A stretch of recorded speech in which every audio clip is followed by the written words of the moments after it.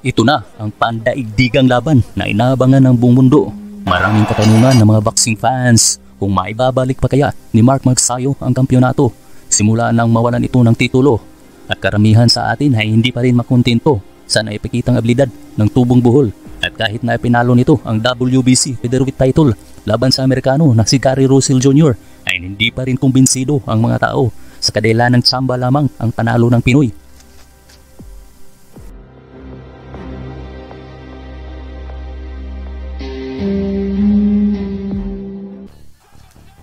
Gaano nga ba kabagsik at kahusay si Brandon Figueroa? Siya lang naman ay dating nagkampiyon at sigasigaan sa Super Bantamweight.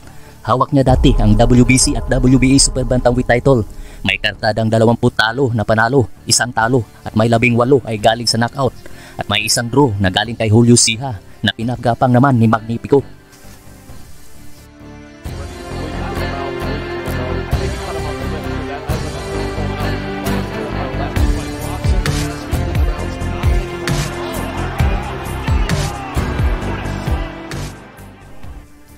May mga nagsasabing mahihirapan ang ating pambato kay Brandon Figueroa kung saan marunong gumamit ng distansya ang Amerikano. Magagaya lamang daw si Magnifico sa nakaraang laban niya kay Ray Vargas na kung saan ginamit ng Mexicano ang reach advantage. Pero para sa pamilya at sa bayan ng Pilipino ay gagawa ng lahat ng makakaya ng dating tindero ng palamig. Ayon sa prediksyon ng mga Amerikano ay pumapabor ito sa tinaguriang heartbreaker.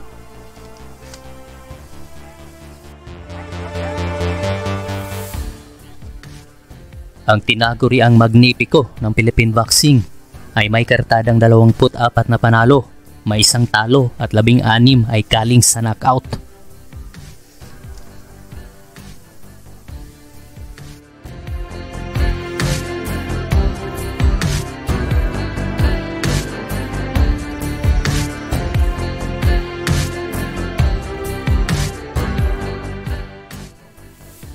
Aminado ang Tubong Tagbilaran na marami siyang matutunan sa mga nagdaan niya na laban at masakit para sa kanya ang mawala ng belt.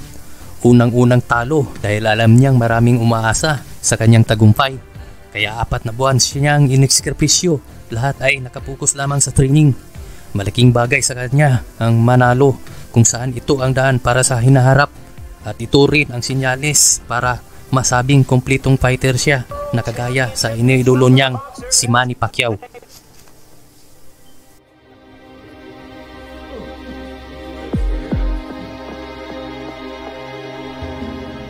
their way to the ring.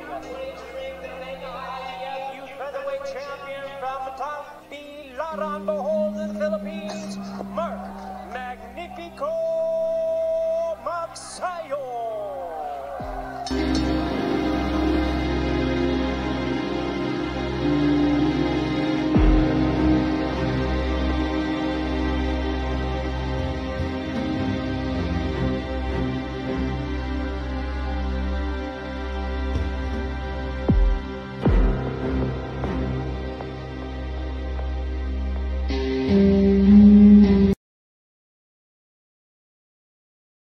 The ring, his opponent fighting out of the blue corner. Wearing the red and blue with the silver trim. As a professional, he is undefeated, 8 wins, 5 of those coming by way of knockouts. Fighting out of Weslaco, Texas. Ladies and gentlemen, introducing Brandon Harper.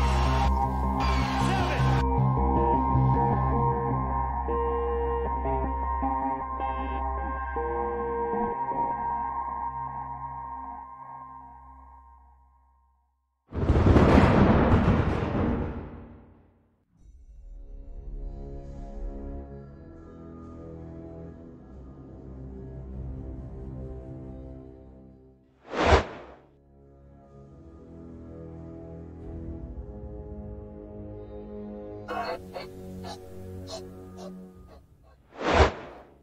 a very good combination for Manzano.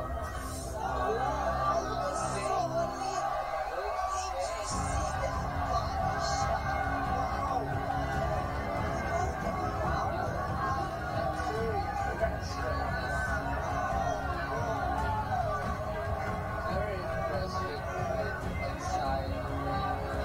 The way he's painting.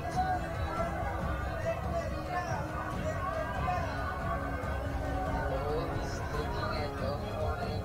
Although, we don't know kasi hindi natin alam kasi yung mga Meksikano mabagal and slow starters. Very good effort again. Very good.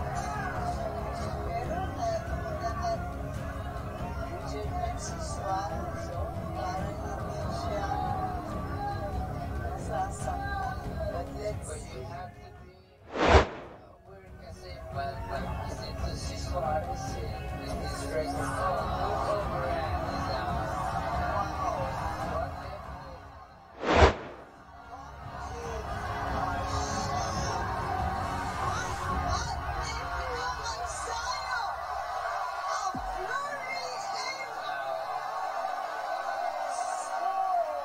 That was a good combination though.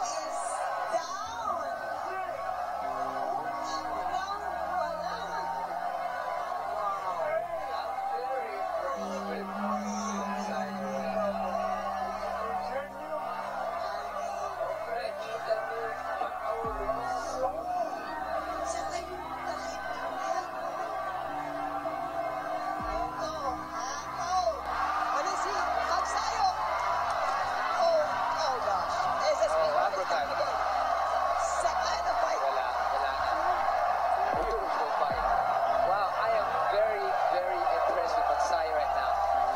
Very